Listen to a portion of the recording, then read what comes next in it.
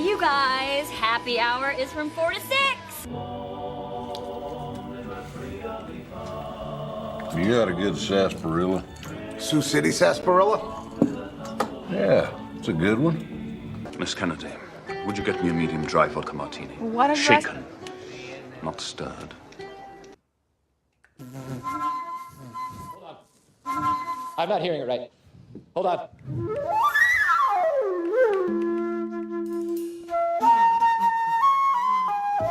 We got it now. Is there alcohol in this? Oh, God, honey, no. What kind of mother do you think I am? Why do you want a little bit? Because if you're going to drink, I'd rather you do it in the house.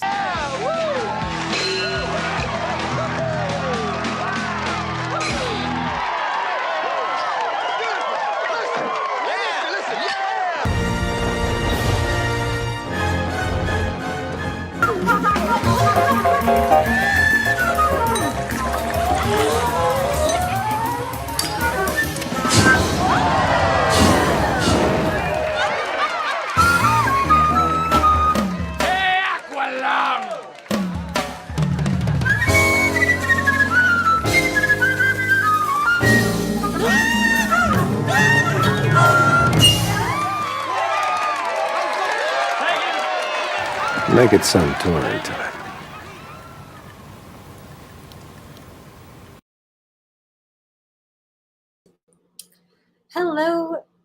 Hello everyone. Happy Tuesday. Happy hour. I switched back to the sours this week because the Coronas last week were making me really sleepy. So I don't know what that was, but I think it didn't have the same pep.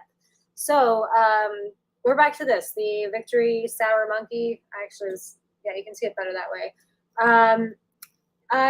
We have a lot to talk about today. Actually, there's a lot of breaking news. I'm getting a phone call from a no caller ID. I don't know if anyone gets these often, but I don't pick up. I don't pick up for those.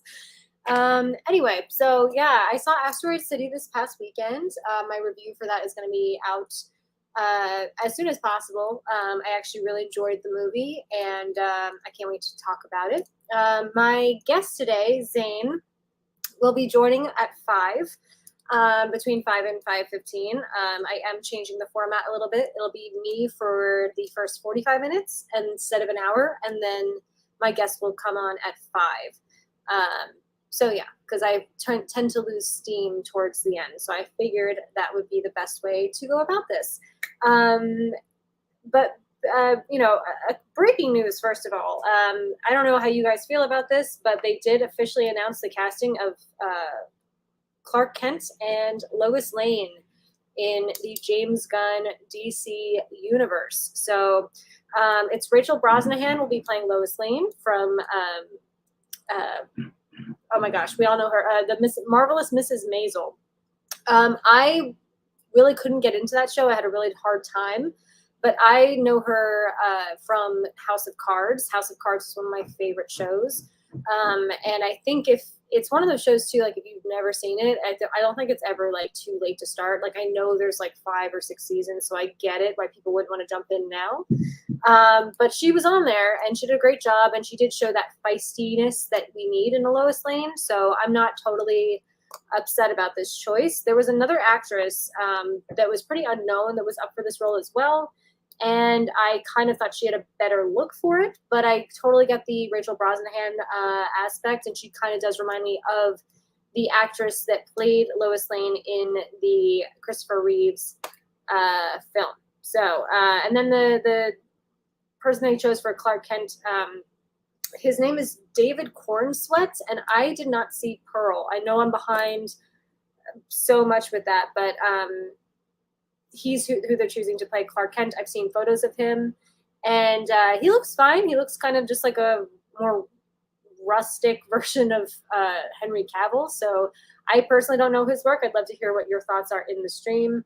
And there's a few other hot topics I'd like to discuss today before my guest joins me for a movie chat. So let's see who's in the chat. We'll start with there. I just feel like we had to get that news out right away about the Superman and Lois casting, because I think that's been kind of on everyone's mind recently, just because James Gunn has kept talking about announcing that soon. So let's see who's here.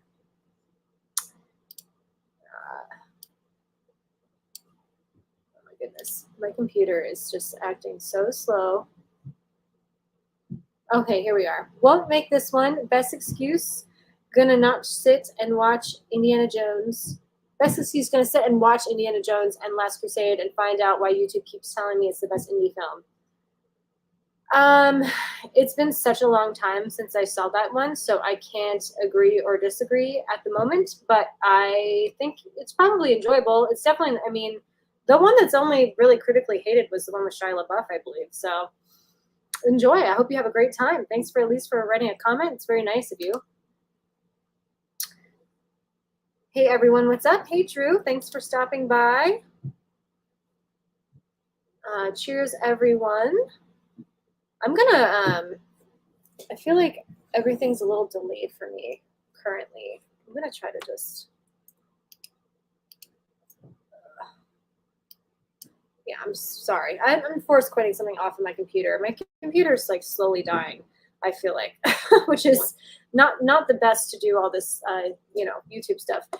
Dilated Entertainment, cheers everyone. Yes, cheers. Again, I switched back to the sours. Let me know in the comments if you are having a libation or two as well. Dimension Scott, thanks for stopping by. Hey Luke, how's it going? Hi Matt, very nice of you to stop into the chat and say hello to everyone. Good news, the Rotten Tomato scores for Indiana Jones 5 is going up right now. It is at 65% on Rotten Tomatoes, which isn't amazing but good. This is going to be a very interesting weekend, and I actually am probably not going to see this movie. People have to tell me it's the best thing they've ever seen or like close to get me to go see that. I would much rather see Past Lives this weekend. I wanted to see Past Lives this past weekend, but I did choose to see Asteroid City instead, and I was not disappointed. And I don't want movies to fail or be bad. So if that's the truth, which I totally believe your information, that's, I don't, maybe it is better than what people have said. I would like to see it, do well and people say it's good. I like Harrison Ford a lot, and it is his iconic role, and I would hate to see him go out on a negative note with this franchise. Hey, Laren, thank you. Hi, hello. Hi there, just watching Maleficent, Mistress of Evil, and later I might watch the Simpsons movie and Spider-Man. Oh, hey, Lance. Yeah, I think that's the sequel to Maleficent. I actually did enjoy the first one. I like Angelina Jolie a lot, and I loved what she brought to that character. I think that was kind of like one of those roles she was born to play. And I liked, I know we don't need to sympathize with every villain ever made, and I get that, but back then I think that really worked to understand why she was the way she was, and her whole relationship with Rose, Sleeping Beauty, and the fact that she had wings before that happened, which was, and I liked all that stuff. Hey KB, how's it going? I could use a Suntory right now, but I'm still working. Yes, that's one of my favorite scenes of that movie. Lost in Translation is Sofia Coppola's masterpiece.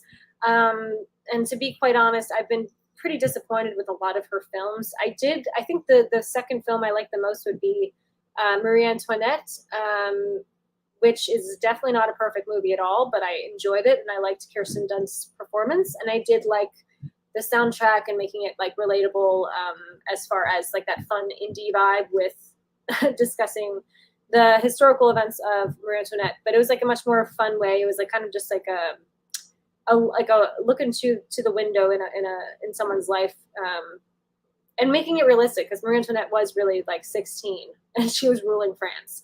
So of course she's not going to care about things that matter as a 16-year-old. But yeah, great. Actually, yes. I just wanted to say, yes, Lost in Translation is fantastic, and that scene where he's filming the commercial is so funny because he's working with the director who's speaking Japanese to him, and it's the comedic beats between the two are just fantastic. People are saying hi. Holland, how's it going? Yes, happy hour. View with Drew. I recently made an updated review for Mission Impossible Fallout in preparation for Mission Impossible 7, and I made a Lego short film, which will be published to my channel tonight. Ah, fantastic. Yeah, I feel like you brought up the Lego video last week, and I'm really looking forward to seeing that. I think that's going to be really, really great. I love how artistic and creative people can be with stop animation and things like that. I absolutely love it. Everyone saying hi. Yes, I agree. The casting is important because it's going to be the faces that we wind up seeing for the next, I don't know, 10 years, 15 years, something like that. You know, these things, they take you on a journey, hopefully, potentially. I mean, I was actually trying to think of how long Ezra Miller had been the Flash, and just because of discussions around the Flash recently, and it's like been 10 years since he's been playing the Flash. So I think like when you do choose casts like this, you make these announcements, it's like, okay, guys, get ready because you are going to be seeing these people for the next 10, 15 years potentially. So it's interesting stuff. And if anyone showed up recently that didn't hear what I brought this up very quickly because it was like breaking news.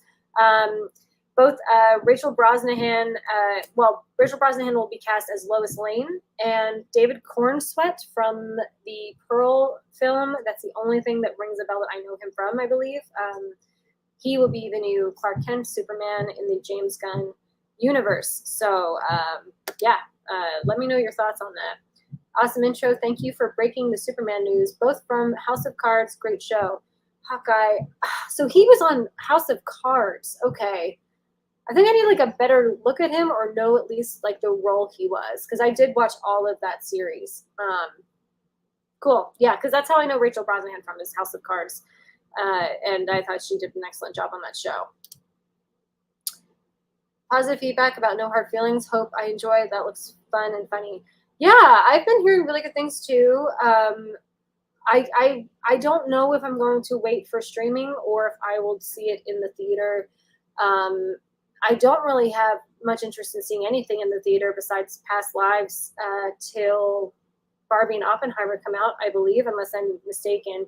So if that's the case, I will probably see that in theaters in like a week or two.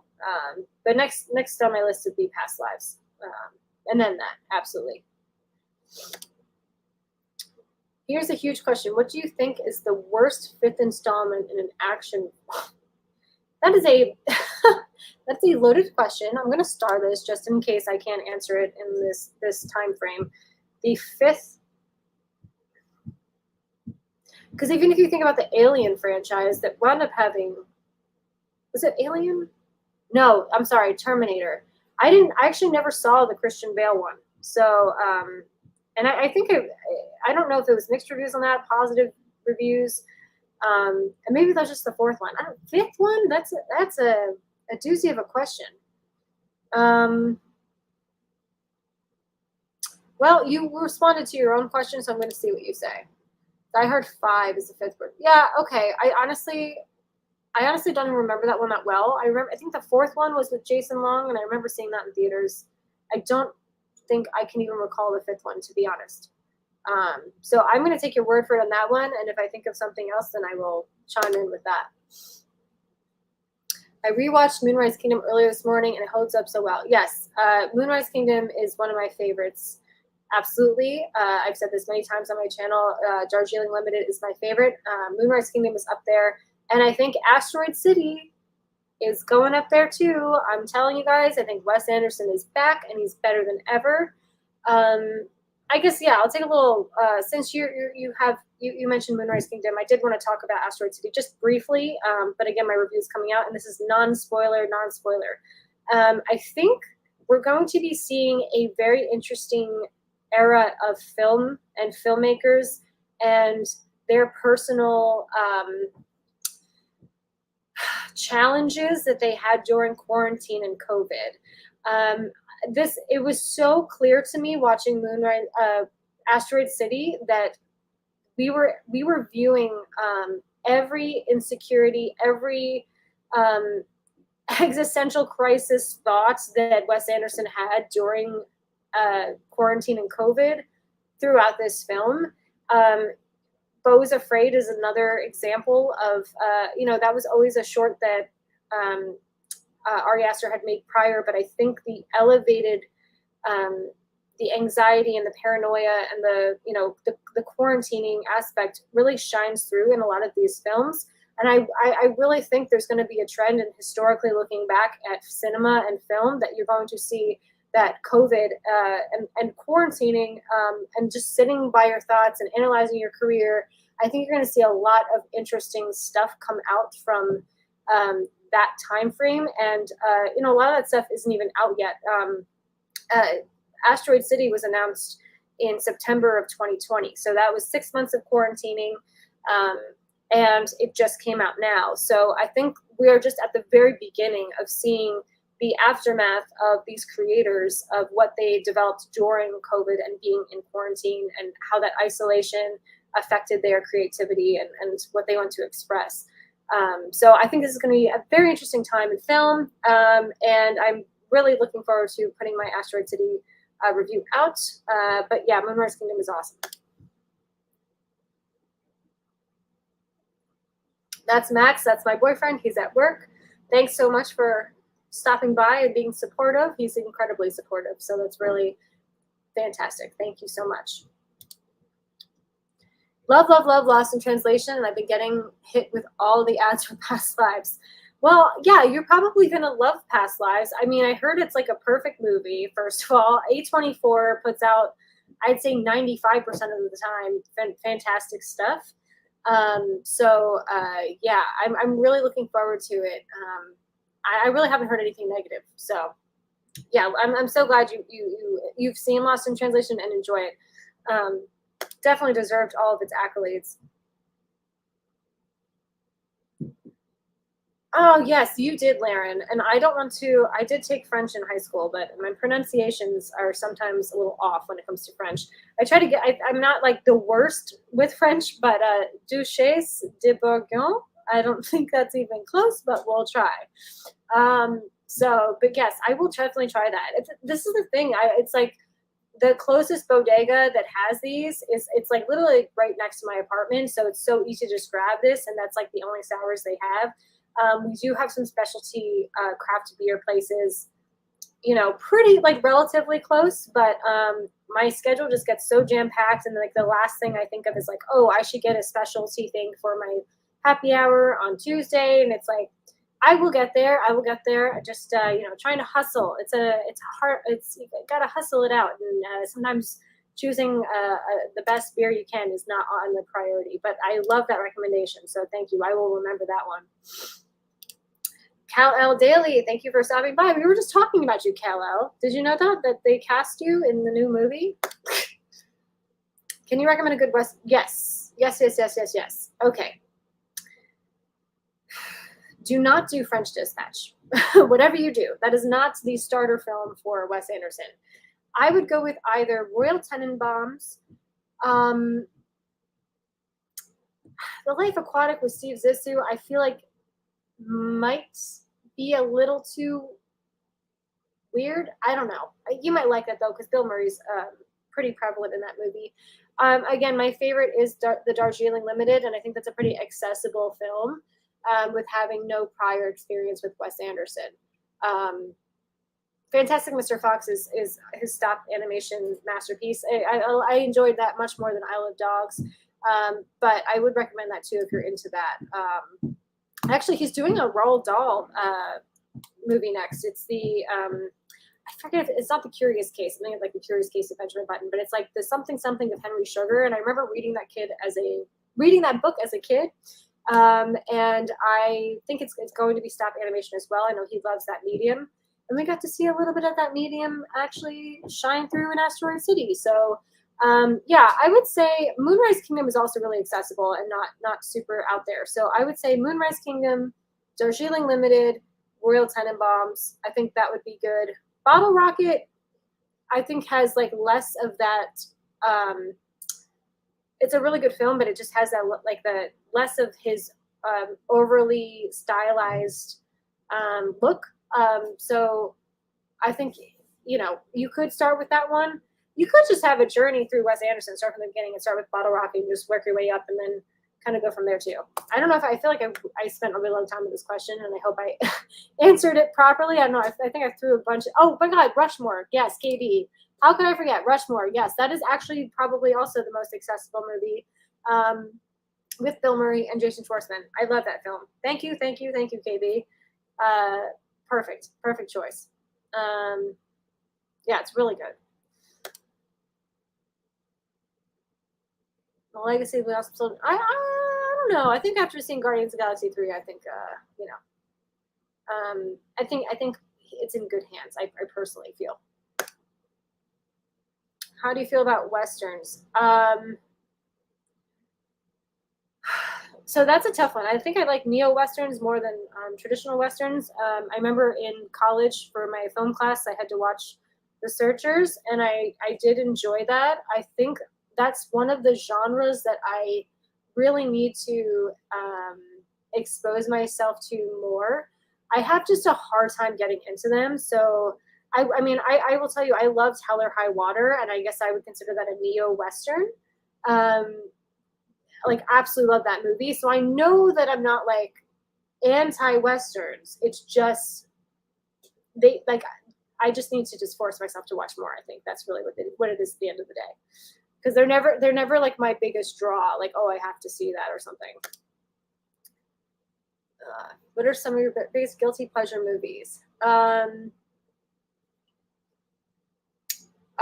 mean, I would say stuff that I was probably into when I was like 13. So like Josie and the Pussycats. I've actually talked about that on KB's show. Guilty pleasure movies. I don't know. I like the Sex and the City movie. I guess that would be considered a guilty pleasure. Not the sequel. The sequel was a mess, but the first one was actually quite good for a series turned into a show. A show turned into a film. Sorry. Yeah, I will think about that. I definitely have them. So thank you for that question. Yes, this is the Criterion Master. Like if you want to know what's coming out, if you want reviews on Criterion stuff, please subscribe to this person's channel. And actually, I always say this in this stream. Pretty much everyone here has a channel, and they all have fantastic channels. So please subscribe to them if you just want to have like great content made by really great people, really positive people that just love movies. And I really gravitate towards that type of person, and there's a lot of them in here currently. And yeah, so if you're like really into physical media, love the Criterion Collection, 20th and 21st movies is really really high quality channel. So I commend it. Hey Tracy and everyone, Rushmore is a good starting point for Anderson as well. I'm in the middle of watching Darjeeling, looking forward to seeing Asteroid City, hopefully this weekend. Yeah, I don't know why I totally blanked out on Rushmore. Probably because it's like the most like their choice to introduce someone to Wes Anderson. It's like, yes, Rushmore, and I like totally forgot that movie existed for a second. Really good, really great choice. I think you're gonna like Asteroid City a lot. I think he really amped up his comedic writing during the quarantine COVID era, because his writing just in my opinion, just really skyrocketed as far as quality goes, in dialogue specifically. I laughed so many times throughout that movie. Oh my goodness! And I feel like I'll have like half laughs, or like I'll be smiling throughout a Wes Anderson film. I'm not necessarily like laugh out loud all the time, and I felt like that happened multiple times throughout this movie. Yes, definitely do a deep dive and take your time. And they're usually not super long, and they're quirky, they're fun, and his stuff is just like beautiful art all the time. So even if you're not like totally digging the premise or whatever, you're still mesmerized by the craftsmanship of his movies. So yeah. Brightburn 2. You know what? I'm not necessarily familiar with this. Again, my comic book knowledge comes from films and not comics. And even then, sometimes my superhero knowledge is not the best. So I apologize if you guys write something and I don't know what you're talking about. If my boyfriend was here, he would know. Yeah, no, I get that. Yeah, that to me falls in that neo-Western thing, which I really dig. It's kind of like the modernized version for me, which is incredibly palatable for me personally. But I know I just need to force myself to watch older ones. I know it's like phenomenal cinema, so I have to just like once a month or something, once every 2 months, watch one. Power Rangers, the movie, Batman and Robin, X-Men's Origins, Wolverine. Yeah, okay, so that's a good thing to point out. Yeah, I think there's like a lot of movies that, maybe I think it's you watch something at a certain age, like blows your mind, and then you get older and you're like, well, I still really enjoy this, but like I don't know why my mind was blown so much, but I mean, if you're at an impressionable age, you tend to view films a little bit more on a higher scale. I feel like they are easier to digest for me personally, but that I don't know. I'm sure I just need to see more. Transformers, Resident Evil to some degree. I don't know if is Resident Evil a guilty pleasure? I think everyone seems to like those films. I'm not the most informed with the Resident Evil franchise. Transformers, I could see definitely being a guilty pleasure. Absolutely. I said it last night, but I said it last night, but I always someone see a Wes Anderson movie twice. Oh, okay. Twice before trying to determine if they truly like or dislike it. Okay, yeah, to see the movie twice. I think that's a really good point, KB. Because, yeah, it's honestly, sometimes I feel weird even recommending Wes Anderson films if someone's never seen one, because it is so specific and that person might hate it. But if you love it, then you're probably going to at least enjoy yourself a bit. And yeah, watching something twice with his work, I think is always more enjoyable as well. I got a lot more out of watching The Darjeeling Limited the second time, and I really liked it the first time. But the second time, it really hit me in different ways that I wasn't expecting. I'm going to briefly, I want to bring this up because this was also in the news today, and I don't know how I feel about it, and I'd love for everyone in the chat to like give me their opinions of this. So they announced today there's going to be 3 honorary Oscars given out this year. One is to Mel Brooks, one is to the editor of the film E.T., and the third one is for Angela Bassett. And I think, like, yes, that's great, but I don't know. I'm still so bitter that Angela Bassett didn't win last year for Best Supporting Actress. Like, I'm so glad they're actually honoring her finally, but I just think it's kind of like, maybe it's this unheard thing of like the elephant in the room. It's like, we all know you were supposed to win last year and you didn't, so here's this honorary award. I don't know. I just feel bad because her performance in Black Panther was just so absolutely phenomenal. She's always given amazing performances. She's been nominated so many times. I don't know. I think that was probably a lot of people were pissed off she didn't win last year, just as I was, because I thought she was brilliant in it. I'm happy she's finally getting an Oscar. But I think it just makes me like feel those feelings I had in March when the Oscars happened and she didn't win. It just really, really pissed me off. I was happy with all the other winners for the most part, absolutely. But that one really, really bothered me because she was the one out of all of them that deserved Best Supporting Actress.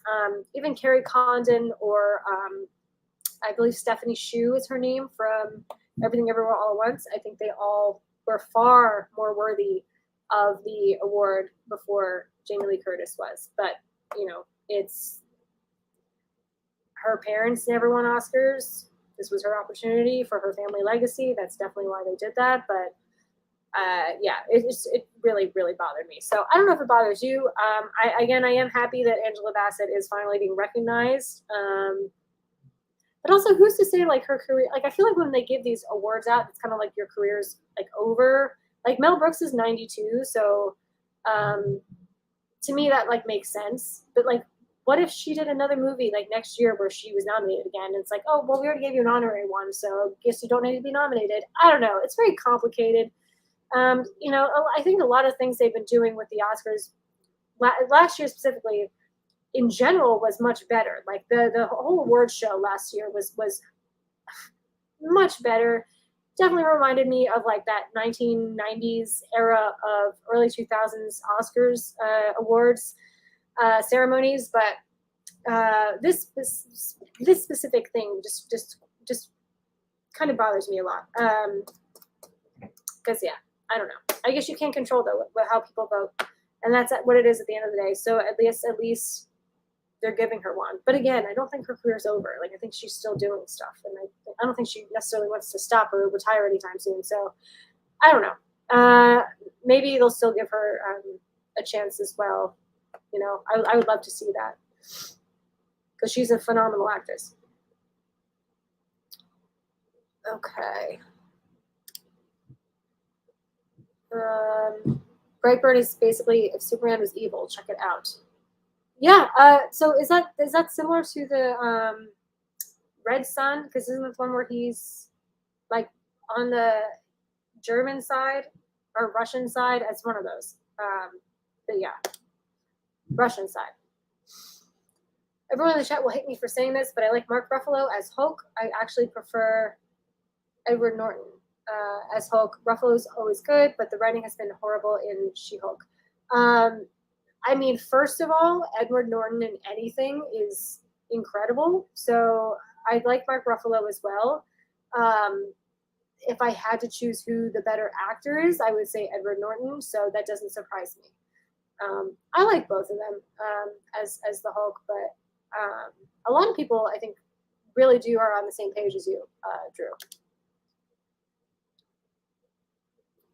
Absolutely, 100%. That's what I'm saying. So, yeah, it is nice we're getting her an Oscar, but it's an honorary one, and she should have just won last year. Yeah. And then when she played Tina Turner as well, that's what it is, right? Yes. It's like, yeah, sorry. I don't know why I misread that. When she played Tina Turner, yeah, absolutely. Near Dark is a neo-Western with vampires. Well, Laren, I'm going to write this down. Near Dark. Okay. Cool.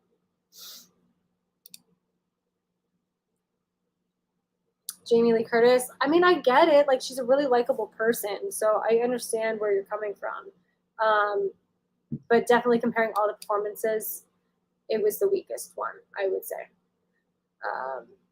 Even Hong Chau, I feel like. I mean, I was actually the biggest fan of Hong Chau's performance in The Whale. Like, it was fine, but yeah, I don't know. I think Jamie Lee Curtis was definitely the weakest. Hey, Movies and Train Studios, thank you for showing up and saying hi. Feels like an apology to give Angela an honorary Oscar. I also wonder if they're doing this because Tina Turner just passed away and Angela was amazing as Tina Turner. I mean, that's actually a great point. I didn't even think about that. I mean, maybe they'll say that's because, but we all know it's because she should have won last year. And that's a cheers moment. And if we were all together at a bar right now, we would all just be like, and that's the truth there, and we'll be cheersing. And for anyone who is wondering, my guest will be on at 5. So I'm only doing 45 minutes by myself, and then I bring on a guest. Yeah, I'm just thinking about if there's anything else that was in the news today that, besides the honorary Oscar thing. And again, like Mel Brooks makes sense for that. Like, again, 92. Oh, also his Mel Brooks actually won an Oscar as well. And it was actually the only one he won, and it was for The Producers in 1965, I believe. If I'm wrong on the date, it might be 1967. Maybe it was later. Maybe you guys know in the chat, The Producers. I feel like maybe it was later, like closer to like 68, 69. I'm not sure. But Either way, that was the last time and the only time that Mel Brooks won an Oscar, and I guess they're giving him another one as a secondary honorary one. So, ooh, I love Glenn Close.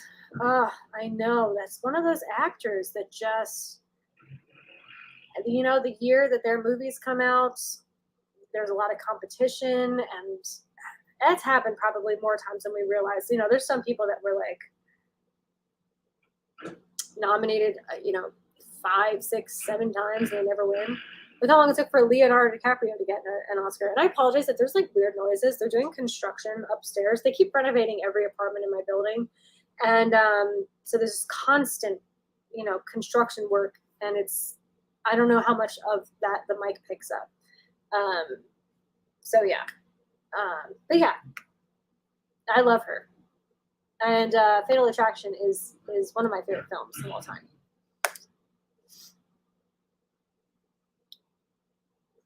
Right, okay. You're talking about yes, Brightburn. Yeah, I should definitely check it out. Cool. No, but I love both of them. So that's like blasphemous that I haven't seen this. So it's called The Loft. And it's with Carl Urban and James Marsden. Okay. All right, do you guys watch The Boys, by the way? I can't wait for that new season. I absolutely love that show. I love that it can go where comic book movies cannot because of the extra R rating on that series. I think it's a really smart show. I love the characters. Yeah, if you guys have any thoughts about The Boys, please in the comments let me know.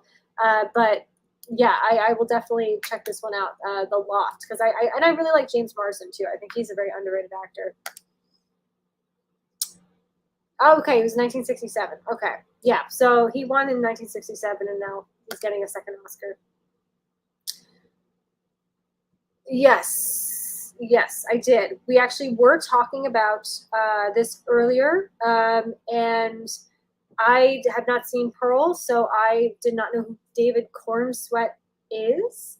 And we did talk about Rachel Brosnahan as Lois. I did hear the rumor about Bill and Alexander Skarsgård for Lex Luthor. I love Alexander Skarsgård so much. I think he's a phenomenal actor. I love that he just keeps getting like such juicy roles, especially on HBO with Big Little Lies and Succession. He has that like villainous like vibe throughout anything he does, which is really funny. Like if you guys have to see him on a late night show at some point because he acts and sounds nothing like he does in everything we see him in. Like he's like this like nerd who wants to go ice fishing, and it's adorable and like it's a trip. He is such a different person than he portrays in all of his films. So I mean, yeah, Alexander Skarsgård's amazing. I don't know if they're considering him or Bill because Bill's younger. I did see Bill in John Wick and the It franchise. So he obviously can play a villain as well. It'll be very interesting to see who they choose. And I love that it's like a brother versus brother to get the role. I like the choice though. I like how dark they're going because Lex Luthor is dark, and I like that. Michael Rosenbaum will always be my favorite Lex Luthor. But maybe Alex or Bill will take the cake on that one. Maybe they'll push Michael Rosenbaum off to the side, which I think would be hard to do. But oh, thank you. Yes, that's so nice of you. Thank you, Caveman Movies and More. Fatal Attraction, Jagged Edge. I have not seen Jagged Edge, so I'm gonna write that one down as well. I like that you guys can like give me recommendations. You know, movies are like that. You could see a billion movies in a lifetime and you still didn't watch them all. And that's one of those things. And so I love getting recommendations of things that kind of flew by my radar at certain points. I actually didn't see a single white female, so I will write that one down too. I've heard pretty decent things about that movie though. So I haven't seen The Boys yet. Gonna try and watch it soon though. You should. You're gonna binge it. I mean, it is like you can. Once you start with that show, it's very difficult to stop. So I definitely highly recommend that for sure. I love the writing in season 3. A lot of deep cuts that hit me hard. Yeah. Oh my God. Yeah. That was. I love how crazier it just keeps getting crazier and crazier and crazier too. Really fantastic show. Oh my goodness. I didn't know that. Was it just because it was too violent? That would make sense. I mean, look at the backlash they got when Henry Cavill in Man of Steel kills Zod and snaps his neck. Like, I had no problem with that because what was the other option? That you were just gonna like let Zod kill that family. I mean, that made the most sense. And people were outraged that Superman killed Zod that way, or even killed him. Like, come on. So maybe DC just has like an issue with, because that's Batman's thing too. And it's like Batman's like, I don't kill people. It's like, every time there's a car crash or like a car chase, there's like hundreds of people getting killed and all that stuff. And it's like an aftermath. You know what I mean? Like, I think it's just so hypocritical for DC to do that. So I could totally see them though being like, oh, The Boys is way too violent for us to have. Very interesting though. We have a couple more minutes left, and then my buddy's going to show up. Dress 3D. I don't know what that is. Oh, Dread 3D. I actually, I'm actually going to be on a superhero tournament soon, and one of the films that I feel like might show up on the list, even though it's not, there's like a few surprise ones, is Dread, and it's not confirmed, and I actually never saw that one, and that is on my list, and I know it's apparently incredibly good. So, yes, he is. I just want to keep this up for the rest of the stream because Michael Rosenbaum is the ultimate Lex Luthor. Absolutely. But we'll see. Sounds like I'm going to need, yes. If you all have not seen The Boys, watch The Boys on Amazon. I cannot emphasize this enough. And season 4 is probably going to happen pretty soon. I mean, it's been quite a bit since season 3. So I highly, highly, highly recommend that. They can go so much farther than you could. Okay, think like Sin City or The Watchmen, and maybe even take it up a notch on the adult aspects and violence of the show, yet still has amazing writing. So there's a lot of great characters. And Dennis Quaid's son is on there. I like him quite a bit. I'm forgetting Jack Quaid? Jack Quaid, I think is his name. I think it's Jack Quaid. I really like him. He was in the last Scream film as well. Maybe not the past one, the one before that. Yes. Oh, yeah. Totally. So I think it does make sense that DC was like, no, we're not going to do something like The Boys because it's too violent. But it's like, okay, we can just go along with that theory that you have.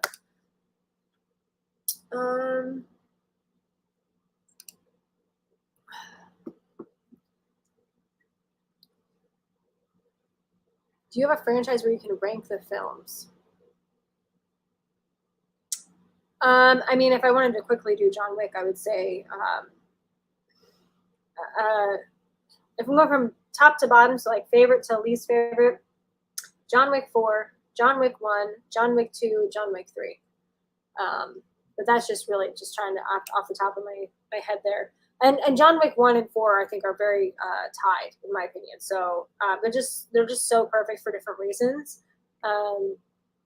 But I think solidifying an ending like that for John Wick 4, I think was just so well done. I don't want a John Wick 5. I think we talked about this last time. But yeah, so I would rank it like that. And I'll think if there's another franchise I can. I'm probably another one. Guardians of the Galaxy is I actually might even say Guardians of the Galaxy 3, 1 and then 2. But again, 1 and 3 can be interchangeable. Oh, nice. Yes. And that's funny. I didn't even see your comment when I mentioned Guardians of the Galaxy just now. Phenomenal soundtrack. Yeah, I can't wait to rewatch it too. I love Rocket and Lila and Teefs and Floor. I love how Floor, I mean, it's so sad, but I love how Floor was the most like fucked up in the head, and you could tell because Floor talked so much more differently than any of the other characters. It was like, yes, almost like the mindset of like a small child, but like you could tell there were like such issues with Flora's brain, and it would have that like panic and just shout out words, and then like, you know, again chose its name as Flora because it's sitting on the floor, and it's because of all the testing they did to Flora as a rabbit. I thought that was just such an amazing choice. That's the thing too. Those 4 characters, Gunn like really nailed giving development to like 4 CGI characters that are animals in such a short amount of time. I mean, that to me, that's one of the most incredible things he's done as a filmmaker. Again, because of specifics like that, the fact that Floor is like essentially close to being brain dead at this point because of all the testing. And that differentiates Floor from someone like Lila, who's maybe in the earlier stages. I know they're all kind of part of the same batch of animals that are being experimented with, but really, really fantastic writing. Oh yeah, I love her. We were just, I think I was talking to Bonebridger and John Automates about her recently because we were talking about well-written female characters, and Cersei is absolutely one of them, and is a great villain. She's a phenomenal actress, though. Oh, that's awesome. Yeah, I saw that it came out. I got to check that one out. I watched a great Tom Berenger in Fear City with Ray Don Chong and Melanie Griffith. That sounds awesome. I loved both Tom Berenger and Melanie Griffith. I can't say I'm familiar with Ray Don Chong, but maybe if I saw that person's face, I could say I am. Yeah, I would definitely check that one out too. Fear City. I'm the villain of the story. Yeah. Oh yes. So good. Lex Luthor, I'm sorry, I mean Cal at Kal-El. I think they're talking to each other, but maybe not. Sometimes I do feel Zod-ish. Yeah. That was my biggest complaint about The Flash, that Zod was not in the movie really at all. I mean, he was in it, but they did nothing with him. Michael Shannon is such a great Zod. If you don't like Man of Steel, or you do like Man of Steel, I think that's one of the main things you can agree upon, is that Michael Shannon as Zod is phenomenal is phenomenal in that role. So, you know. Oh my goodness, Ray Don Chong is Tommy Chong's daughter. Okay, we just saw Cheech and Chong did a movie. Oh my god, what was it called? We were just seeing it was one of the bigger box office movies they did, and it was like around this time of the year. Obviously, a very long time ago, but yeah, that's up, and bigger role in Commando. Yeah, I definitely should. I probably would recognize her for sure. Have you seen Evil Dead Rise? I watched it for the first time, and it was so bloody good. No, I have not. I'm scared. I don't know why the trailer seems like so horrifying compared to most like horror movies. I will definitely get around to it. But yeah, that it looks like I will have nightmares for a while after I see that at some point. So yeah, I can't imagine. But yeah, I've heard really good things. I've heard quite good things. So.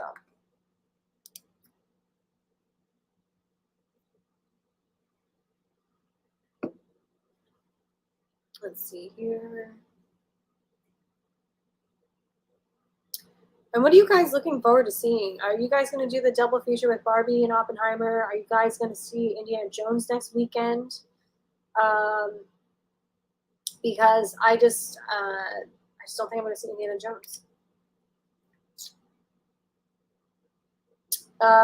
Yes, I definitely do. So Soul, I think, was their last brilliant film. Soul is in my top 5 favorite Pixar films of all time. I don't know what's happened since that happened, because it's been mediocre, things that people don't care to watch, beautiful animation without any substance, and I don't know what's going on with them. I do think they did change heads of the company recently, or people that are in charge. I think there's a little bit of shifting around, and I don't know if that's what has to do with it. But again, like Soul's a perfect Pixar film, and nothing else they put out after that has done anything for me, I will say. Yes, Dude Who Loves Movies. He put out a great Flash review, so please check that out. If you are a fan of DC, you want to see what the reviews are about the Flash, because I know it's a very divisive thing. Dude Who Loves Movies put out a phenomenal Flash review, so I highly recommend it. It was very nice. He mentioned me and my boyfriend and this channel in his review, but I really have to say that was just the kindest thing, and he's a really great YouTuber, and he needs to, like, everyone just like go subscribe to Dude Who Loves Movies like right now, because his stuff is fantastic and he's such a genuine person. There's not an ounce of fakeness there at all. He is just so genuine and filled with such integrity, I would say. Curious how the feedback on your Netflix DVD service conversation with people a couple. Some people just didn't get why it mattered, which I understand. Even my mom, I think, was like, there's bigger problems in life. And I'm like, I get it. It's a nostalgia thing. So, yeah, there were a few people. Again, I think it really just is more of an issue for people that don't live in internet-friendly areas that could, rent movies that way. There's got to be, I think, a service that's going to take the place of that at some point, because it seems like a pretty cheap operation. Maybe we should all start a company together. We can take the DVD rental service by mail over. Strays, yeah, I feel like there's a new trailer for Strays, and I haven't seen it, but Strays looks wild, so I definitely want to check that out. Aquaman saw X, that Dracula on a boat film looks good too. I don't personally care to see Aquaman, but I mean, I have to at this point because I want to finish everything up. I liked The Flash. I don't have expectations for Aquaman, so maybe I'll be pleasantly surprised. No hard feelings. Yeah. I was saying like earlier, I think like in a couple weeks, maybe I'll see it, because there's not going to be too much before Barbie and Oppenheimer, because I'm not going to see Indiana Jones. And I really want to see Past Lives, which is the new A24 film. I've heard nothing but great things. So I do want to see No Hard Feelings, though. I just don't know if I'll be able to make it to the theater, but I'm going to try. Oppenheimer for sure, and I'll wait a couple weeks to check out what people think of Barbie. Yeah, definitely. That's going to be a very interesting weekend. I'm very looking forward to that, actually. I love The Flash. Everything with Michael Keaton was fantastic. I agree. I think Michael Keaton just fit back into that role like no time had passed. So that was really, really fun.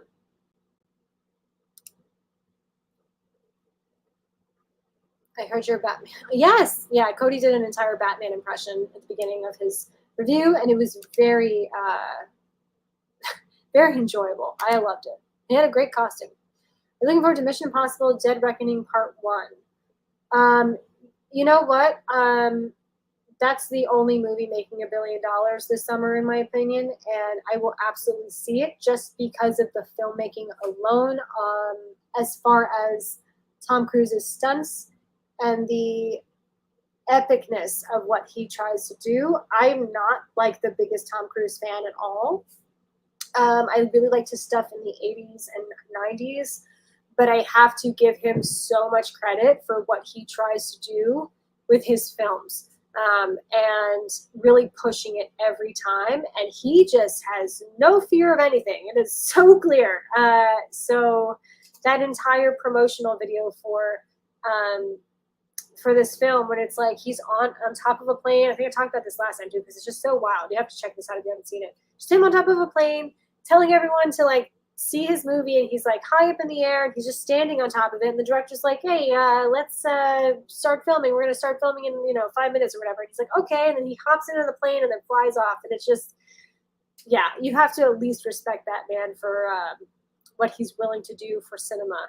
So yeah, I will see it. I'm not like it's not like one of those things like I can't wait. Like I really can't wait for Oppenheimer. That's really how I feel. But I will absolutely be seeing in the theater just to see what he did. Fear City info: a killer is targeting New York City strippers and world-weary policemen. Al Wheeler, Billy D. Williams confronts sleazy Matt Rossi, Tom Berry, Jordan. Oh, okay. Yeah. I didn't know Billy D. Williams was in it too. That's cool.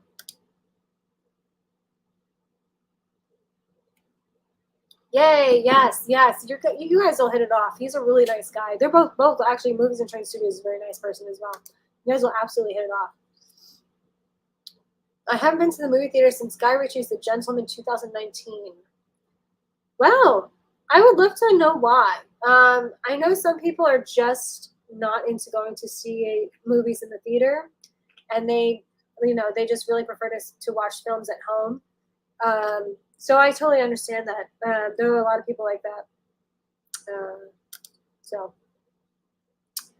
who have a hand in the local adult entertainment scene. Oh, this is still the premise. I don't want any spoilers now, so we gotta. Ex-lover Loretta trying to misadvise a hunt down the killer himself. Yeah, I mean that sounds like a really good movie, so I'd be interested. Going to see Indiana Jones 5 on Friday, hoping it's good, but the early reviews aren't super promising. We were talking about this earlier, and who said it? Someone said that the Rotten Tomatoes score seems to be going up. As someone that does not really care about it that much, I do care to see what the overall response is from people. So if people are really coming out saying like, oh no, it's so much better than they said, like it's a really good movie, then maybe I'll check it out for sure. I think a lot of people are hoping it's good. It's Harrison Ford's like last hurrah as Indiana Jones. So, I like to kind of keep things in a more optimistic light on this channel. And if things turn out horribly, then we discuss it. But I think at the end of the day, I don't really want any film to fail, because that to me is just ridiculous. So,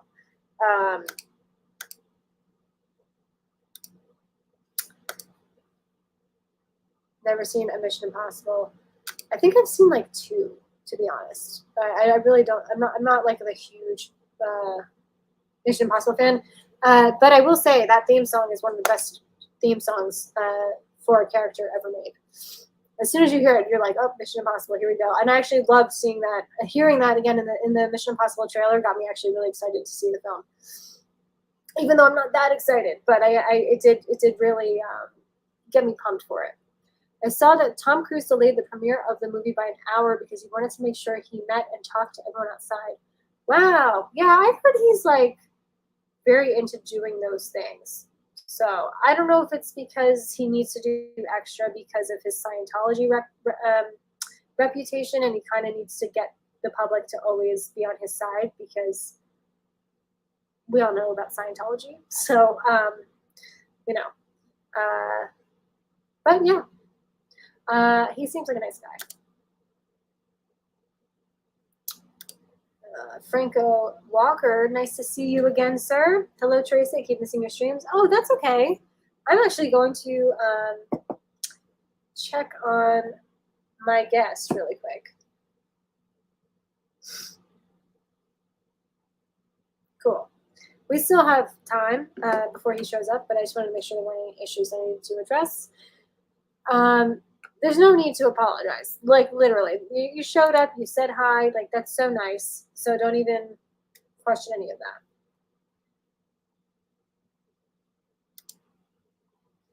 that. Is anyone excited for Wish, by the way? I don't know if anyone saw that trailer.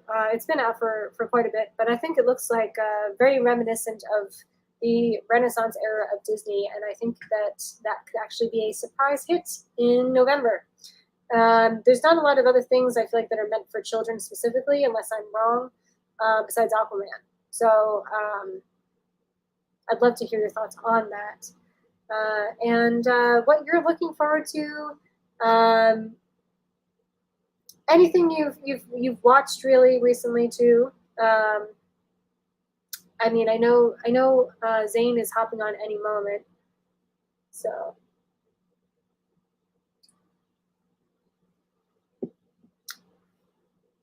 Oh, looks like he's here.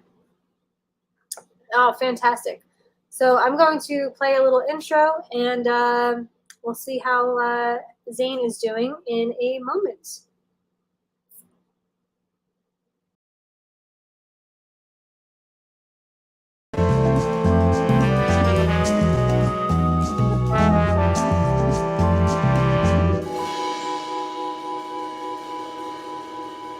You guys, happy hour is from 4 to 6. You got a good sarsaparilla? Sioux City sarsaparilla? Yeah, it's a good one. Miss Kennedy, would you get me a medium dry vodka martini? What is Shaken, not stirred.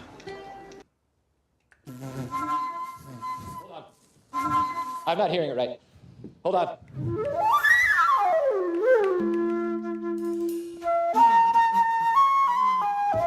We got it now. Is there alcohol in this? Oh, God, honey, no. What kind of mother do you think I am? Why do you want a little bit? Because if you're going to drink, I'd rather you do it in the house.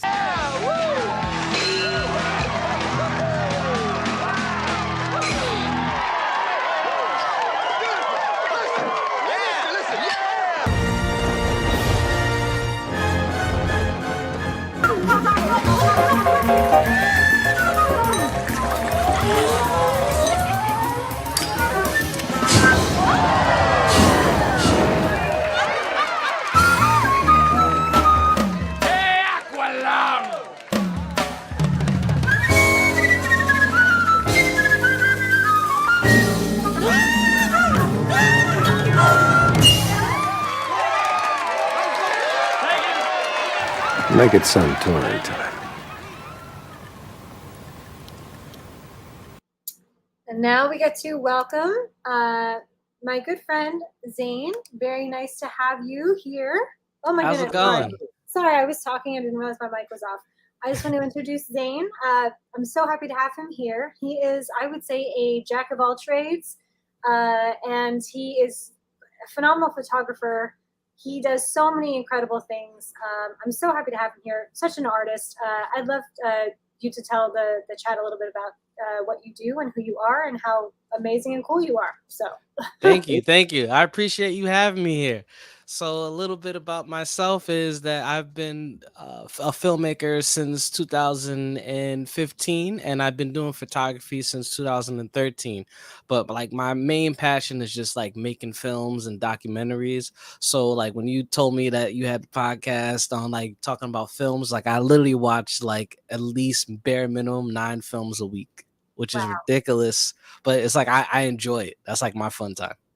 Oh, I love that so much. That's the whole point of this, and especially with someone with spectacular taste and such a vision. I mean, we met on a friend of ours, Nikki.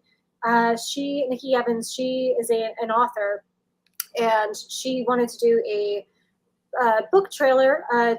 to promote her book, and so we met on that, and a lot of the shots that Zane got were just absolutely stunning, and actually wound up working, I think, quite a few times afterwards with the main actress that was in that, Heather, right? I think Yes, Heather. yeah. Yep, we did a couple of shoots around that.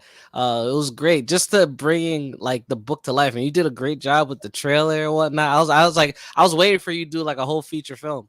Oh, one day when Nikki makes a big deal or something, but Right. and yeah, and I think Heather is such a great person to have in front of a camera. I mean, she just goes for it. She just, Right.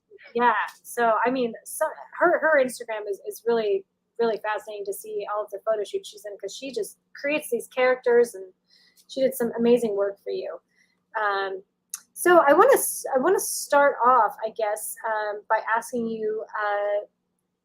I guess I kind of want to ask you about something that just broke in the news. So I want to hear your thoughts on And then we'll get into more like stuff that we actually care about. But I do think it is crucial to ask you about how you feel moving forward with the James Gunn DCEU. And they just announced the casting as for Clark and Lois Lane. Like official? Yes, official. So it's going to be Rachel Brosnahan from Marvelous Mrs. Maisel, although I only really know her from House of Cards.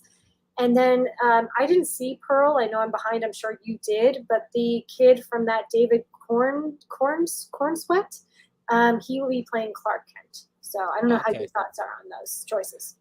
Let's see, because I wanna see, because I trust James Gunn. I do too. So I don't see a problem for like what he's chosen so far, because I feel like he's very particular. I know the reason why he wanted to start all over again. Mainly because it's a different chemistry, because you had Snyder had his chemistry with Henry, so it's only fair for him to start all over again. Yeah. And you said so Nicholas is Superman. David Cornsweet, actually. David Cornsweet, because I'm trying to find, like, because they said Nicholas, but then it was obviously just rumors. And Nicholas Hoult, right? Yeah, and I thought he would have been great as more of a Lex Luthor. I agree there. It's interesting how many huge roles Nicholas Hoult was passed up for. Even with Robert Pattinson's Batman, he was, I think, the front runner. Well, not front runner, but he was like the second one that was going to be cast. If Robert Pattinson didn't work out, but it was between the two. It's happened time and time again, actually, with him. So I wouldn't see him as a Clark Kent, though. I agree with you. He'd be more of a Lex Luthor. Right. And I'm looking at the actor David, and he looks like the character that can grow. And I feel like Nicholas is like a character that's like, all right, you look like more like a villain, and I'll and maybe for future project. But it seems like David is a character that is someone that you could grow, and especially he's 29. So when you're shooting films and you plan on doing something 10 years from now, you can't have them much older. Right. So, at least ideally like 25 to like 29 was probably ideal age. Absolutely. No, that's a great point. And in terms of, and then the actress you said for... Yes, Rachel Brosnahan. So she's like the lead in Marvelous Mrs. Maisel, and then she had like kind of a supporting role in House of Cards. I could see that. Yeah. I could see that. And, she actually does look the part, depending on how they decide to like dress her up, because I've noticed they've done a lot of different outfits for Lois Lane. Yes. But I could see it. I'm on board with the cast that they have. I saw Pearl. So for the actor, I didn't see his like full potential yet, but I have faith in James Gunn. So do I. I really do, especially after seeing Guardians of the Galaxy 3. Right. Like, that was a phenomenal movie, and I knew it was going to hit hard, mainly because they were focusing on Rocket Raccoon.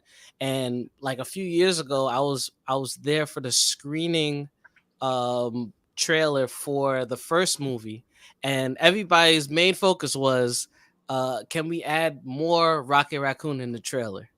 And so like 2 movies later, him having his whole movie, I knew it was gonna hit hard, because that's the favorite of the Guardians of the Galaxy, and it hit so hard. Every time I think of that scene, I don't know if there no spoilers or anything, but that scene hit hard with That Layla. movie's been out, I feel like, long enough if we need to with that one.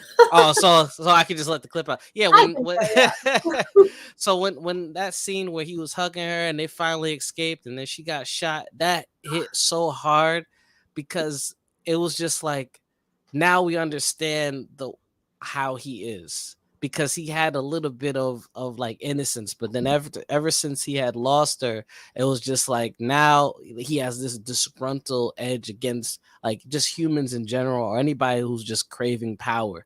So and now it just, when you watch all the other movies, it starts to kick in. Oh, now I understand why he's so adamant about like being a team, being together. yeah, it made everything work so well. And I think James Gunn even said really early on, there's a secret protagonist of the group, and that wound up being Rocket. And that scene too, when he visits in his mind his friends in heaven, was just like heartbreaking. And she's that beautiful quote about it's not the hands that it's like not the hands that make us, it's the hands that guide us, or something like that. Right. And it's Yeah, not your time yet. I was yeah, like, oh man, that hit yeah. hard. You Oh, know, and so everybody tells me every time they see that they always like get emotional and tear up, and I was like, that's how the movie is supposed to feel. It's not, and mind you, this is a CGI character amongst the other characters, and the other one's great prosthetics, like all that work that they did was amazing. They deserve every bit of it. So when you see that, and then you talk about compare it to like the newest movie Flash, you're just like, so you're telling me that the budget wasn't enough for you to give them a real suit? yeah, I yeah. just don't understand. I feel like they could have utilized an effective way to balance that out, and James Gunn's project made it so real regardless of the CGI animals. Everything else is more on the practical side, which was much appreciated. So DC, him taking over DC, I said I could only imagine. I can only imagine. I actually wrote a Superman script about, but yeah, it's pretty. It's actually Really? pretty to say, yeah. So instead of having him on Earth, I actually have him. He's more of like a bounty hunter. But this is like more like this like a side story where he had to go through before he could like get back home. So he was like gone for a while, missing, and he had to be essentially like a bounty hunter. And then you got to see him travel to like different worlds and different aliens, and his power is like it's on and off. So he might be on a planet that his powers are amplified, and he might be in a power he's just human like everybody else. But it's just a different take on what Superman could be if he just didn't, like, say if another ship intercepted him and then he became like a bounty hunter instead. Wow. And then he's like working with Lobo and all those type of people. That's amazing. Are you? Do you think you're? Have you published it, or do you think you want to? I haven't, but what I do plan on doing is creating like a fan film, and the costume that he has is kind of similar to Superboy with the black leather jacket, and like a couple other outfits, but like the take that I have for him is like very like it's like on the vigilante. So by the time he gets back to Earth, when he's done doing everything, he's a completely different person. But he has to put on a mask. He's like, what I was in space, that was more on like the edgy side. When I come to Earth, now I know the contrast. So then when the story takes place further, you're gonna see him like, listen, you're seeing the Superman that's on Earth, but I could easily just switch to when I disappeared for like 2 years. I really like that. That's a really fantastic take. And that was inspired by James Gunn. Wow. Yeah. I think you were so spot on that there's no issue really. I mean, I guess maybe being a studio head is different than also being a director and a studio head. Right. But I really think a lot of people don't give him enough credit for the first era of Marvel and how much input he had in all of those. He was like the overseer for almost everything, and then just didn't want to direct Endgame and Infinity Wars, and so he handed that off to the Russo brothers and trusted them, and they were in good hands. Obviously, They killed it. Killed it. They killed it. Yes. So yeah, I think first of all, your story is fantastic. So I love that. I Thank want to see that at some point. you. I think James Gunn is definitely absolutely going to do a great job. We have a bunch of people saying hi to you. So hello, Hey, Zane, hello. How's it going, Walker. Franco? Yeah. Hello, Zane. Holland. Oh, Movie Train Studios. Awesome. Hey, how's it going? This app is awesome. Oh, Hey. StreamYard, it really it kind of simplifies things really nicely. So for these live streams, that's my boyfriend. He's saying, Thank you. yeah, he's seen a lot of your work. So Awesome. I'm actually gonna be doing a lot more work and with practical effects. I'm supposed to be filming that this summer. So the guy I'm working with is gonna be Rashad and then Cassandra. So they do a lot of practical effects. So we're about to work on like a monster movie. I love that. Oh, that's great. Practical effects like definitely need to um, make a comeback because I think everyone is a little CGI'd out. That was one of the Yeah. things I really appreciated when I saw Asteroid City because it was so clear. You know, Wes Anderson loves the miniatures and the models, and they were. It's this weird thing that he pulls off where it's like it's not supposed to look overly realistic, but you know it's a Right. model, but it works for what you're seeing. And there was so much of that in Asteroid City, and it was just so nice to see that again. I can't wait to see that movie. The most recent one I want to say was Hotel Budapest, and that was amazing. But I've been watching. I forgot which movie got me on a marathon. I just watched all Wes Anderson's movies. Like this guy is awesome. I was like he inspired me to just be more practical with my effects and not having to worry about having like a big like movie like production set, and I could just like make it. And I like working with my hands, so it makes me think like, wait a minute, I could like make a miniature and then put like green screen behind it and then work with that, Yes. No, kind of like Beetlejuice. That always amazed me on how they kind of it made it feel like Beetlejuice was like that small on that little miniature. And I was like, they did such an amazing job with that. yes, amazing job with that. And I think if I'm correct, the last film you saw was the Grand Budapest Hotel. I'm going to tell you right now, the French Dispatch. Oh yeah, that's the one I saw. I saw that one. Yeah, I saw Okay. that right after. Yep. That Some was a funny people- movie. Some people like really, really love it. I didn't hate it or anything, but it felt a little all over the place for me as It far as was. So this one's much more focused, I will say. And Okay.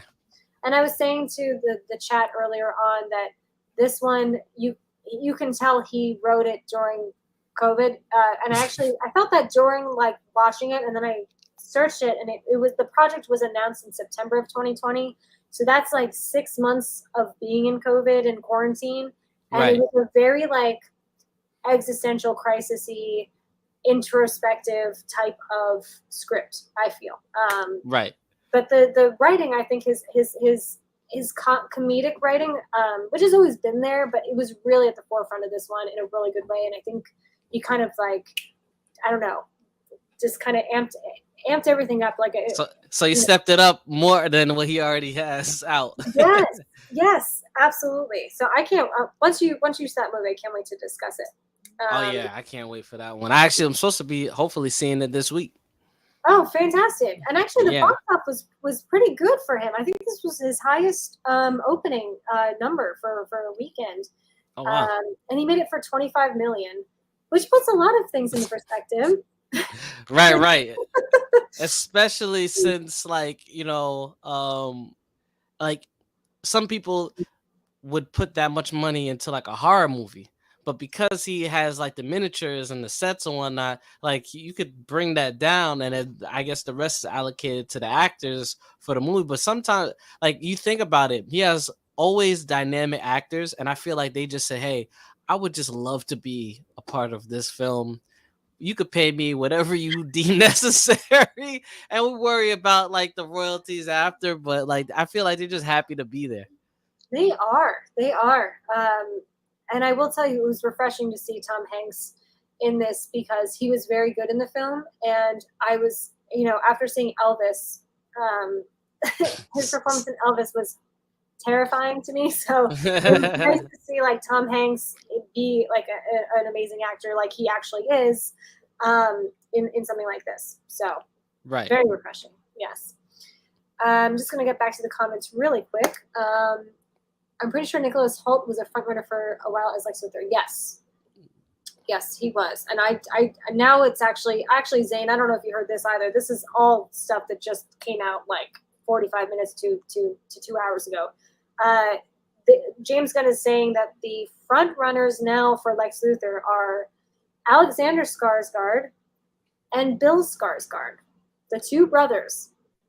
Really? Yes. Between Alex and Bill? Yes. I think it's gonna go to Bill, to be honest. I Not can see not that. to say that Alex can't do it. I'm just thinking I feel like they could utilize Alex for another part, and then I feel like Bill would be the perfect, because after seeing John Wick, Yeah. minus the French accent, I could see him being like that character that's like, I have everything in control and there's nothing you could do about it. And I could see that with Bill. With Alex, I would see him more as if we're talking DC, I feel like it'd be another character. I don't know which character, but Yeah. I feel like it'd be like a I would have to go through the list because I don't know what kind of lineup that they, I have to wait until Blue Beetle comes out, Yeah. and then when they drop I guess their second DC movie, then I could get a vibe like, all right, maybe they'll bring this into light, Right. because Yeah. I'm still waiting for like a Batman movie. I want them to do Mr. Freeze. Just give us, if you're gonna give us any villain that you could have some type of remorse for or feel sorry for, I would say it'd have to be Victor Freeze instead of Joker again. Like if they wanted to do like a solo movie, give us Mr. Freeze, to be honest. Well, I brought this up earlier too because Alexander Skarsgård like always plays really conniving villains, and in real life, anytime you see him, he like is like the biggest nerd and doesn't talk like that, and is very like. And I think he's from Sweden. I'm pretty sure. I think they're Swedish. Both all three. I brothers. want to say yes, and his father was acting for years, and I was like, Stellan. wait a minute, that's your father? Yeah, I was like, wait, what? So the whole family is just chilling. Yes, Stellan's in Thor, and he does a lot of stuff for Lars von Trier. He's always in a lot of his movies. But he seems like the biggest dork in the world because like every time I've seen him, he like talks about like how he loves ice fishing and stuff like that. Right. So Have you seen Northman? that's on my list. I have not. I heard it's amazing. If you listen, I follow his work heavy. When it came to him playing an actual Northman, because he was in True Blood and his name Oh was my Eric God. Northman, so him actually playing like that Viking character, this was probably the best Viking movie you could have ever seen, Wow. ever.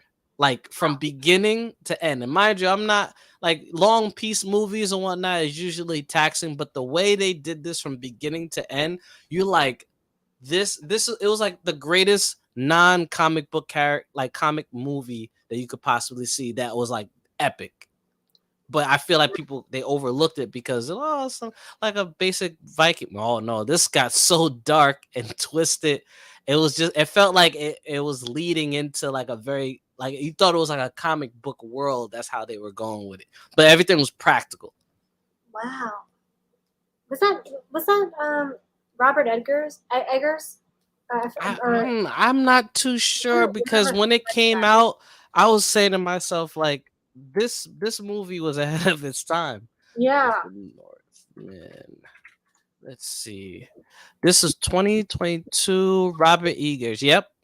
Okay. Yeah. And it was based on a medieval times story character. So it was like a Shakespeare. It was a tragedy. Okay. It was based on like a tragedy. Very cool. Oh yeah, definitely. I would say that's something to look into. There is a joke.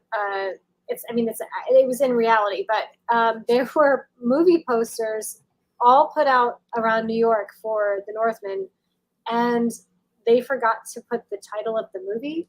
I have to send this to you because I saw it in real life because I live here, but then it started popping up on Twitter, and it was like, did they forget to put the name of the movie on this? Because it's literally just the cast, and that's it. And it's like, I think they did that on purpose. You think so? I I've never seen so, 120% believe, because imagine you see a poster, right? You know it's a movie poster, but then they don't give you a name. So the first thing you do is you either take a picture of it and then you start searching it. And now it becomes searchable. Now the search engine for that movie starts going up in the SEO and it's game over. I've seen this tactic used before and it's really effective, but like it's not something that a lot of other movies are dared to do, because like for that movie and for what it was, if they said, "Oh, the Northman," it would have been ignored. But Right. because there's no title, people are like, "I don't know what this movie is. It looks epic. Is it a show?" It's not a Yeah. show, it's a movie. And then you see the trailer, you're like, "Oh, I gotta watch this." Yeah, that's true. No, that's a really good point. Absolutely. Which is it's because I do remember I saw in New York. I was like, I knew what the movie was, but I was like, why is the title not there? Oh, yeah. I was like, I know what it is, but do they know what it is? So it Right. was just interesting. Yes. I believe Gunn, if he actually was doing a full reboot, but it's not. So well, I think it's like, it's his stuff, right? Which I feel like is a full reboot. But then you have Right. those like the side films like Folie à Deux and the Batman Part 2. Right. So Those are part of Elseworld. So yeah, I think as a respect, because my man that's doing Batman was promised 3 films. yes, So that being said, they're not gonna breach that deal. Plus, he's a great director anyway, so I don't feel like they would have just like. And James Gunn was like, "Nah, he did a good job, so let him do his thing, but it's not gonna be part of the verse, so we don't have to worry about intertwining it with his timeline. So that'll be part of the Elseworld. In terms of Blue Beetle, that's part of the timeline, even though that's coming out first. So him doing a reboot, I was like, thank God. Not that it was bad. I love Man of Steel.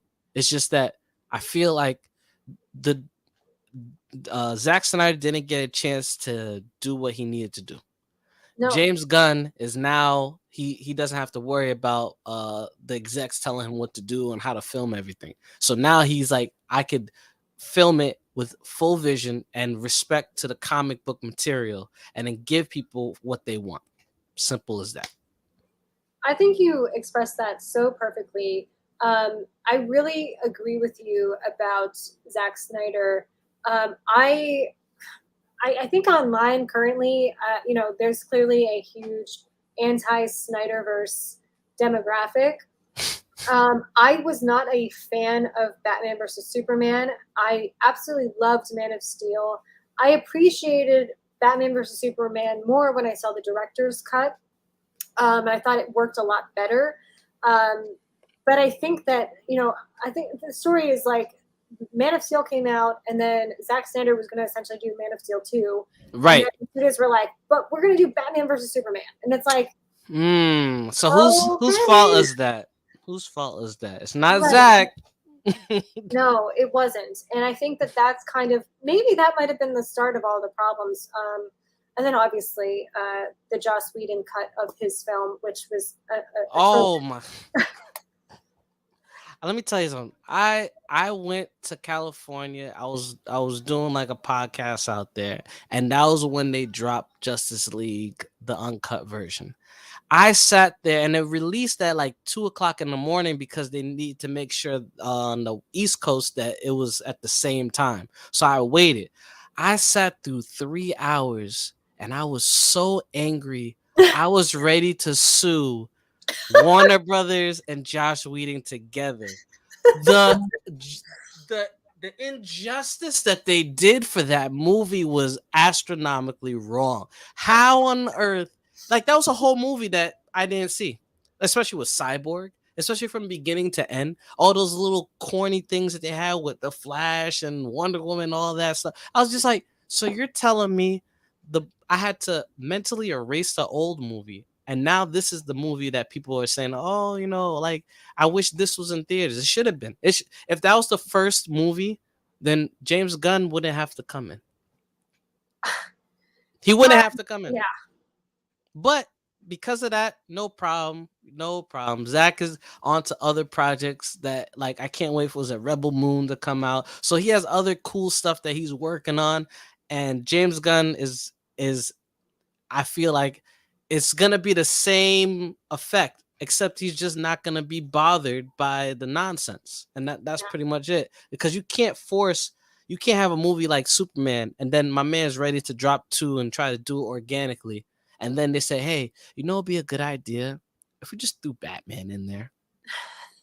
I know Batman's my favorite character. I know Batman's amazing, but we could have gave Superman some time to breathe. It's been some time since we had a good Superman movie. Not to say that the 2006 one, I think, 2006 one, not that it was bad or anything, but it didn't hit hard. So Man of Steel, amazing. Yeah. Give me a second one and then give me a separate Batman movie. Yeah. Give me a Flash movie, a Wonder Woman movie. And then after you establish all these characters, because a lot of people didn't know who they are, then you could bring them together and it made more sense. Because you could take notes on what worked in each movie. So then when you do the next movie, then it makes sense. That's what Marvel did. They did Iron Man, all that. They said, hey, Captain America 1 was not a good movie. We're going to have to step it up a notch. The second one blew the top off. Yeah. Oh, what a difference. So it's just like sometimes you got to give your movies and characters time. I need to see at least each movie should at least had like a sequel at least before they even started a Justice League movie, just to kind of bring it all together. But we'll see how this new wave of DC movies is gonna be. I don't know if it's gonna be light or dark.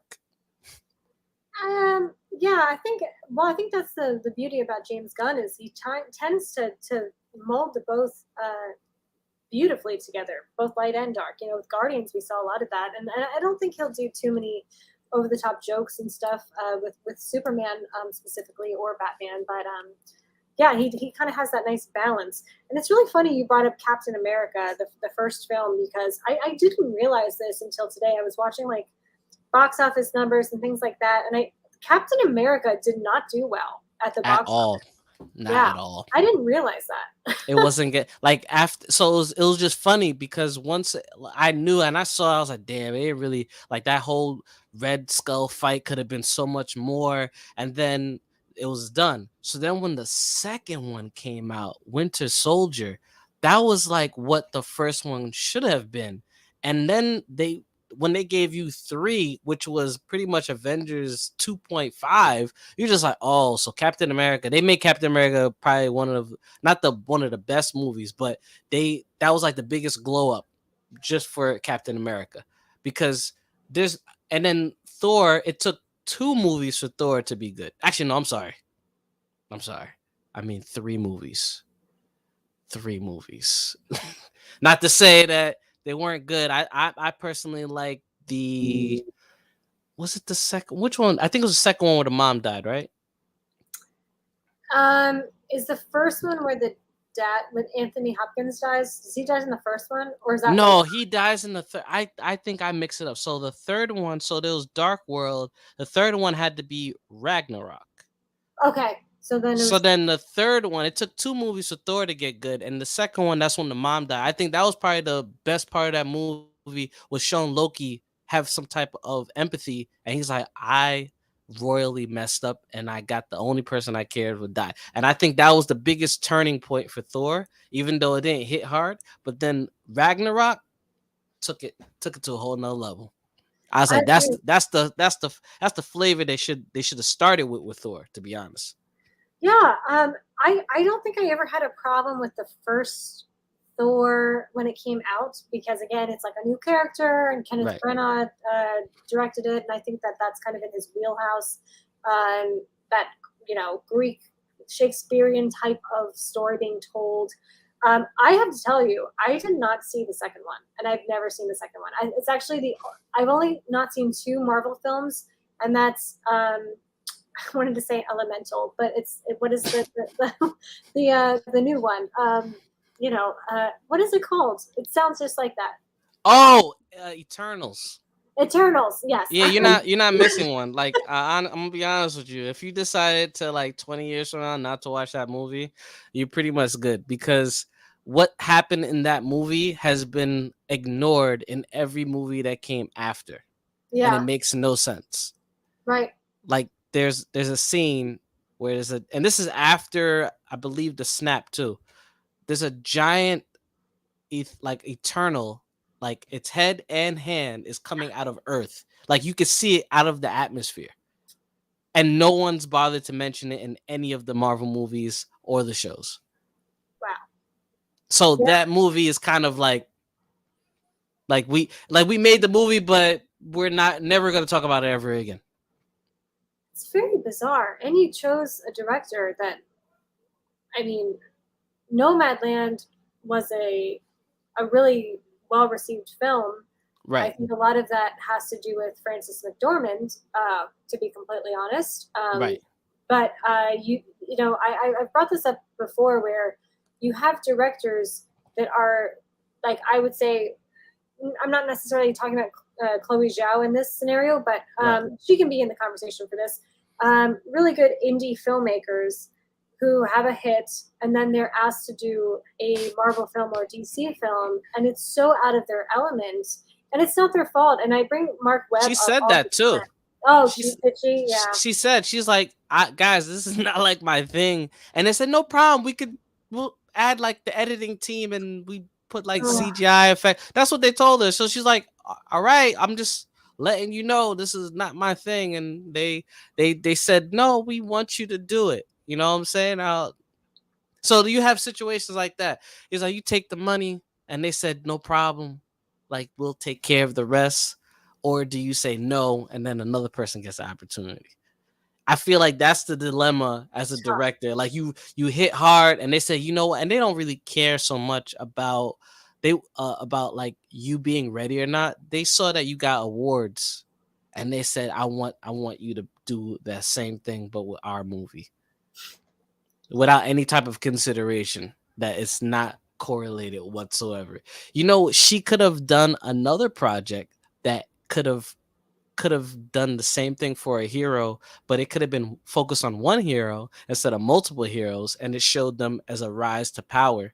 And it could have been shot in a very documentary type of way. I Yeah. could, to be honest, she could have done Superman. I would have been fine with it because Yeah. you could, it probably shows you like a more human part of the character, and then building their way up into something bigger. Or like maybe she could have done Sentry, which is another Superman type character that you could build them into something more. But they said, you know what, we're gonna give you all this money and all these characters. Good luck with that.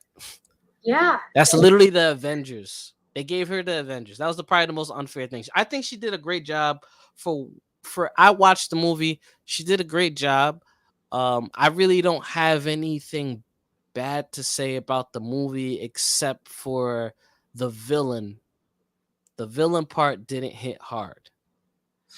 Usually you remember like, oh, this villain is like dastardly, like kind of like the high evolutionary. Yeah. So like you're like, oh, this villain was a byproduct of the mistake of the Eternals. So in reality, the villain was just he was becoming more self-aware the more Eternals that he was absorbing, like of the heroes and whatnot. And that was it. That was the only drive. He didn't really have like he was being a villain. I just felt like he was just a villain just to be a villain. Like that was it. But there was a true villain in there that they revealed.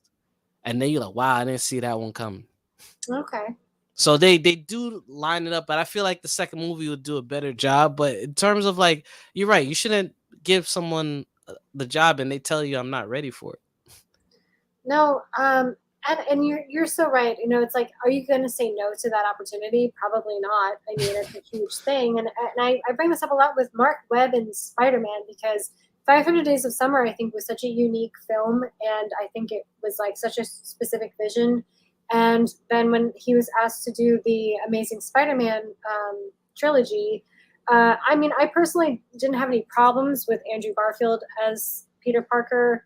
Might not have been my first choice, but I didn't really have any problems with him. And I really didn't hate the first movie of that.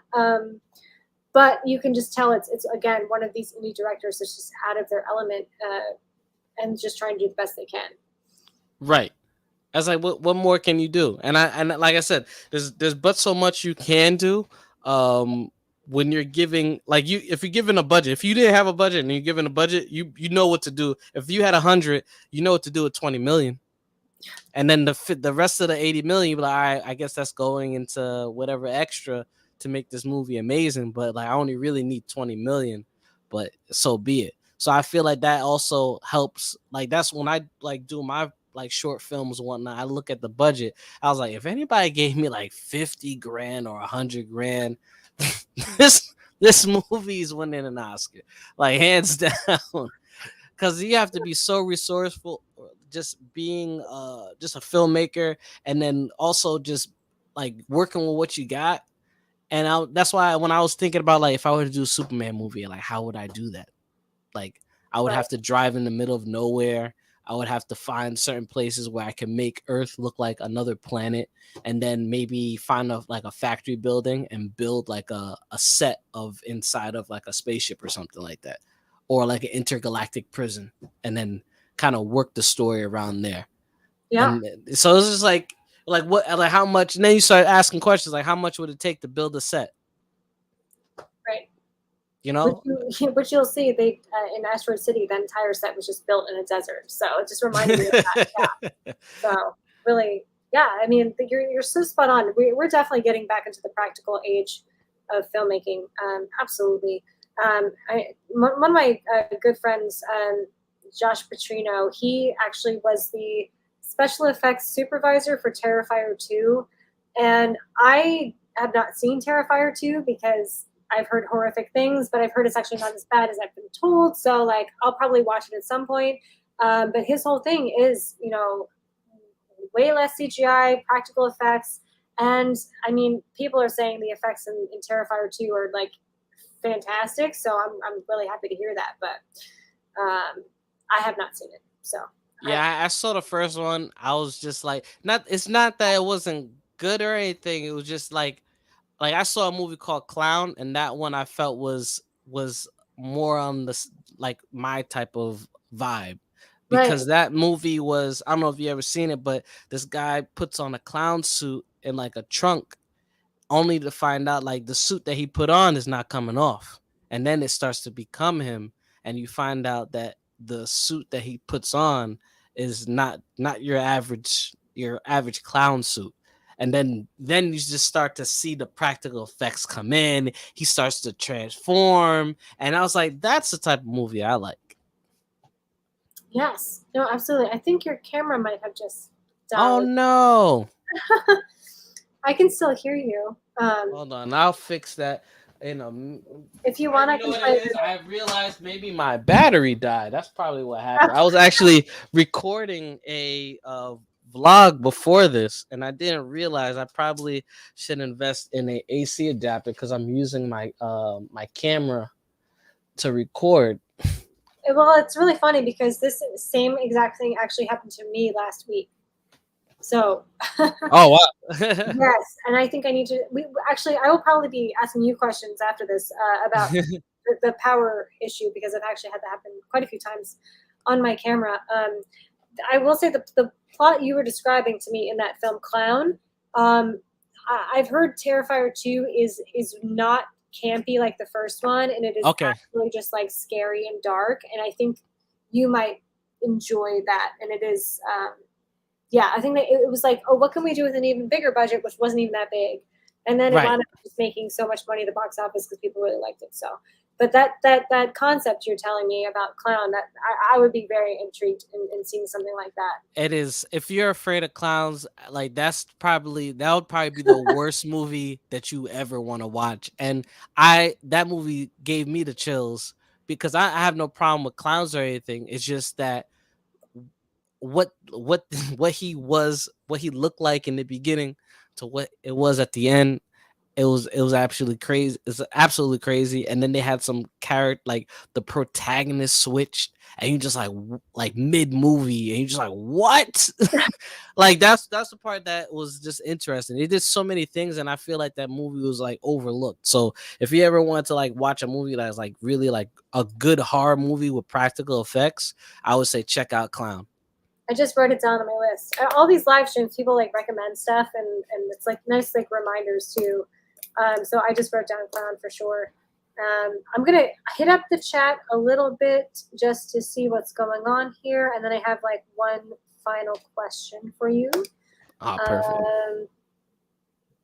So I don't actually, and this is an interesting thing to say, just because all I hear are rave reviews about the Superman and Lois show on, I don't even know what it's on. Is it CW or is it like, CW? Yep.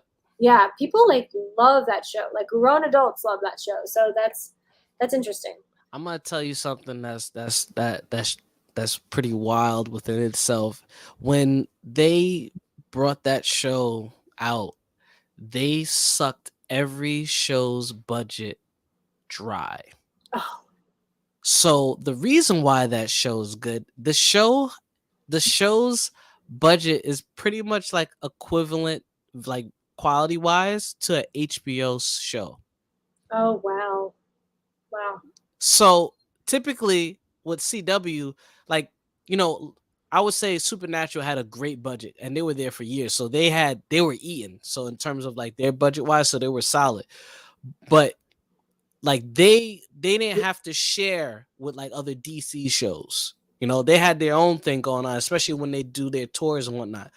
Superman and Lois, their budget is so ridiculous that's why the show's qualities, like in terms of like the practical effects, the action and whatnot, the drama, like it doesn't feel like your typical CW show. It's not going to be like Arrow, Flash, Batwoman, or Gotham. None of Wow. that. Not even Gotham from Fox was on that caliber. Wow. They took it up here. So when people say, "Oh, that show's amazing," yeah, because all the shows on CW were good because they were all like at a 6 or a 7, and then you took their budget down, and then those shows went down too, and now Superman's at an 8 above because it ate away, and they did it because it was Superman. I have nothing against Superman, but they made Superman a very like priority character in television that they had to make him like Lois Lane, they had to make that show the best show. And they made sure of that. It's like, if we're gonna make a Superman show, it can't be garbage. Well, we have to really put it like, we have to really give it the best budget possible, the graphics, everything. And I also later found out the actor who plays Superman was runner up for Man of Steel. Sorry. Can you still hear me? No, I can still hear you. I just see like it says yeah. Elgato. Yes, I'm trying to. I There see we you are. now. I think it's about to die again. My last question for you, and I want to make you big on this answer, is essentially, thank you so much for going into the whole Superman Lois thing, because I think you said it so eloquently. As a creator, as a filmmaker, as an artist, photographer, everything that you do, what was like the turning point as either a kid or a teenager? Like, what was like the film? Because I don't like asking like, what's your favorite movie, because it's just a ridiculous question to ask. But like, do you remember like something that like kind of triggered you in a way that was like, oh, like this is more than just entertainment. This is something I'm drawn to, and if or even like if it's a couple things, or like just an age maybe that you kind of started discovering or looking at film in a different way. I would say, before I even answer that, your video's unfocused, and thank you. Thank you so much. But I would have to say, for filmmaking, for me personally, when I was watching Lethal Weapon and Die Hard, like those action movies, that made me want to one day make a film like Die Hard with a Vengeance. Like I would seeing that movie, I'm like, one of these days I'm gonna make a movie as action packed as that. Like I wanted to really, but also add like a science fiction element. So I was like, I want the action with the science fiction as well as the fantasy as well, and just combine it together. So like an action fantasy. So I would say Lethal Weapon and Die Hard is probably top tier for me. Well, that's so fantastic to hear. I love those movies as well. They definitely have a different type of impact on the action franchise as a whole, and they were really well done. And I could totally see that being like an impressionable thing for a kid at a certain age and wanting to strive to like replicate that and do it in your own way.